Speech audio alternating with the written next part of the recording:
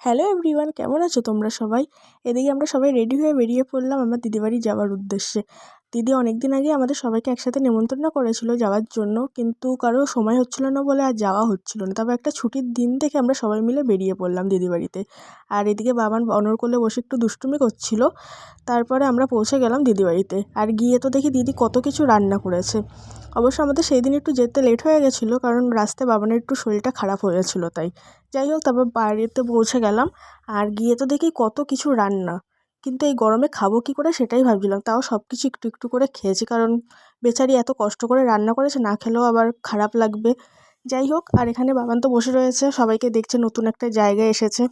তারপর খেয়ে দিয়ে আমরা আবার তাড়াতাড়ি করে বাড়ির দিকে রওনা হয়েছি, কারণ সন্ধ্যা হয়ে গেলে আমাদের বাড়ি যেতে একটু প্রবলেম হয়ে যাবে।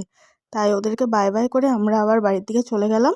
আর এটা হলো বসিরহাট ব্রিজ। তো ভিডিওটা ভালো লাগলে শেয়ার করে দিও। বাই।